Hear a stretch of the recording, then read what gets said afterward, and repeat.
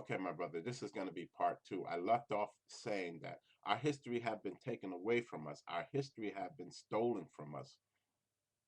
We've been taught that Africa was backwards until the Europeans came in to civilize us, when actually it's the reverse. Europe was backwards until the Africans came in to civilize the Europe. This is how it went down. Remember when I was saying that whenever you want to conquer a people, one of the things you have to do is destroy their history. That's what happened when we were invaded. They um they destroyed our history, the knowledge of who we are, so we were not able to understand what we are capable of. But when the Greeks first went into Africa, they didn't go in there destroying the books at first. They didn't go in there destroying the people or taking away their knowledge and taking away their culture. Because when they first went into Africa, they were astonished at the advanced supreme science and mathematics that these Africans had. So what they did was they studied the advanced science and mathematics and principles of African spirituality. When it goes down to religion, philosophy, advanced the science, advanced mathematics, advanced medicine, the Greeks studied all of that and they perfected it and they mastered it. And once they perfected it and mastered it, they used it against us. In other words, they destroyed all knowledge and kept it from for themselves, but it destroyed it so that we wouldn't have it. And that became our decline because they were so astonished at African genius that they worshiped the African, particularly the African women, as gods.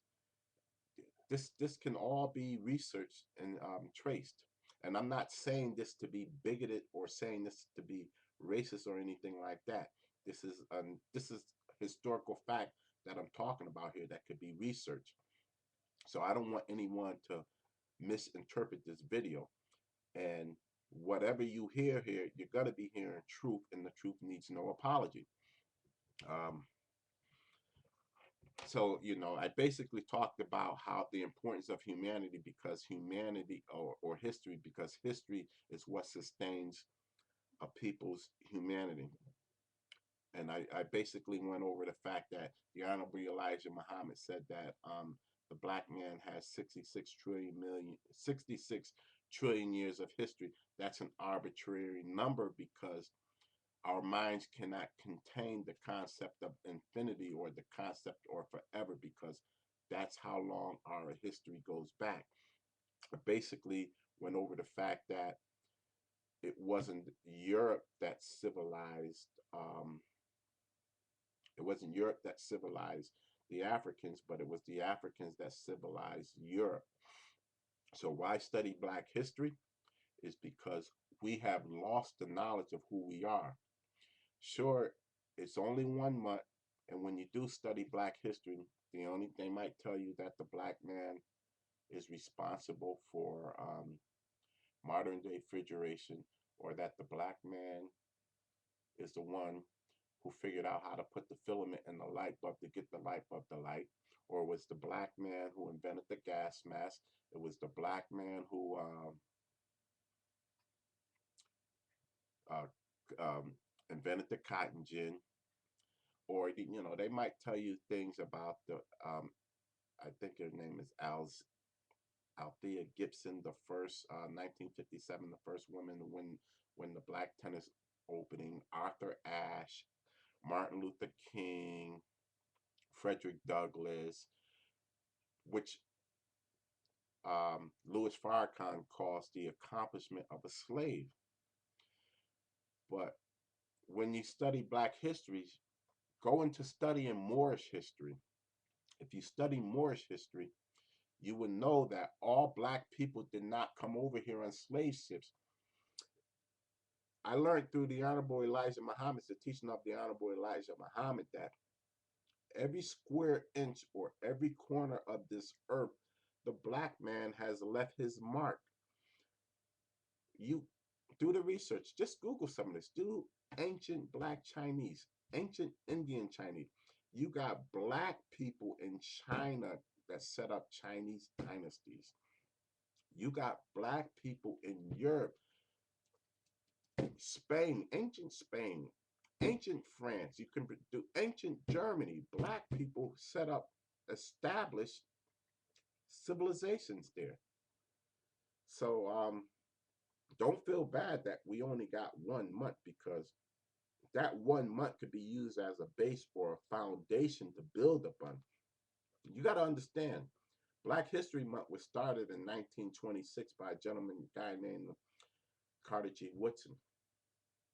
In 1926, do you realize how hard it was to even come up with the idea of Black history? It wasn't.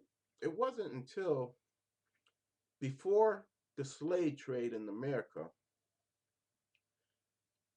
It wasn't a disputed fact that Africa was at the center of civilization. Excuse me. Before the slave trade, it wasn't a disputed fact that Africa was the cradle of civilization, that all of the fine arts, the advanced sciences and arts and mathematics came from Africa.